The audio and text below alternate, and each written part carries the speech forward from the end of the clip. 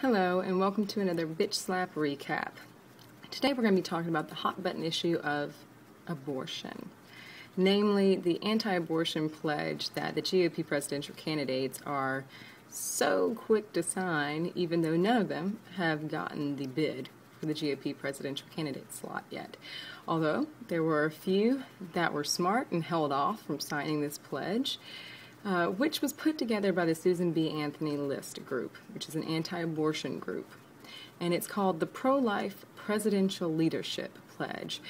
Basically, it's saying if you're pro-life, you got to do all sorts of pro-life things, right down to not nominating people in your administration into cabinet positions unless they're pro-life. Which seems really discriminatory that someone can't, say, work on the Homeland Security Department unless they're pro-life. Last I checked, we do live in America, and people are free to have their own choices and their own opinions about things. But to these anti-abortionists, that does not apply to pro-choice people. They need to just shut up and do exactly what the right-wing conservatives are doing because, hey, everybody in America should be just like them. Yeah. So I digress. The pledge laid out 4 different parameters, as I've mentioned, for what a pro-choice president should be doing and how they need to run their administration and basically override anti-abortion laws. Now, I'm pro-choice because I believe that people should have the freedom of choice because this is America again. I don't necessarily think I would choose abortion myself because I try to be responsible for the decisions that I make, even the bad ones.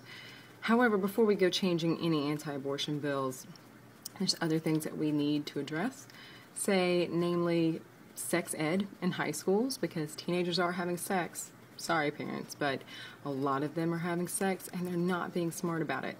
You should want to change that. Our country should change that.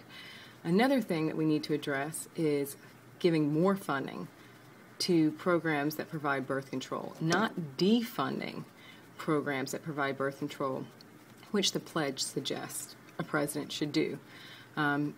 Birth control helps women not have to make the decision of whether or not they're going to have an abortion. So if you want less abortions, then give people access to birth control and help them pay for it more.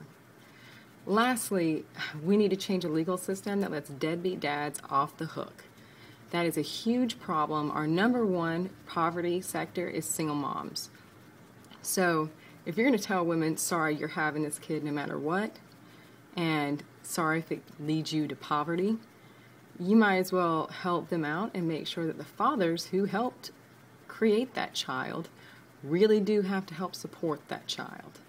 So until those 3 things are changed, I don't think anybody has the balls or gumption to even address the issue of getting rid of abortion in this country, especially in the cases of rape or incest victims, or if the mother's life is in danger, because if the whole issue is to protect life, that last point, anti-abortionists should really be in touch with. So please, GOP candidates who signed the pledge, think before you act, because this is going to come back to whoever gets the bid for the GOP candidate. And then you have to go and convince the mainstream middle America that you're not an extremist. Now, Mitt Romney was smart about it. He played his cards close, and he decided, instead of signing the pledge, he would make his own pledge, modifying the one that the Susan B. Anthony List created, which removed language that he saw as a little too extreme. Mainly the issue of appointing people to different sectors of the government when, the pro-life or pro-choice opinion really doesn't matter. Again, like Homeland Security being an example. Also the defunding of programs and hospitals that provide abortion and birth control to people. He said that that could end up leading to the defunding of entire hospitals altogether. And again, if the issue is protecting life, I think the GOP candidates who signed that pledge might want to rethink their decision to do so. So, at the end of the day, the issue remains that we have much bigger problems in this country rather than anti-abortion first and foremost, like economy and jobs. And even beyond that, in relation to the anti-abortion or pro-choice issues, there are other problems that we need to address that aren't as extreme and can actually lower abortion rates without getting rid of women's choices to have control of their own body. Let us know what you think at bitchslappolitics.com and check out the Susan B. Anthony list at the link provided below. Thanks.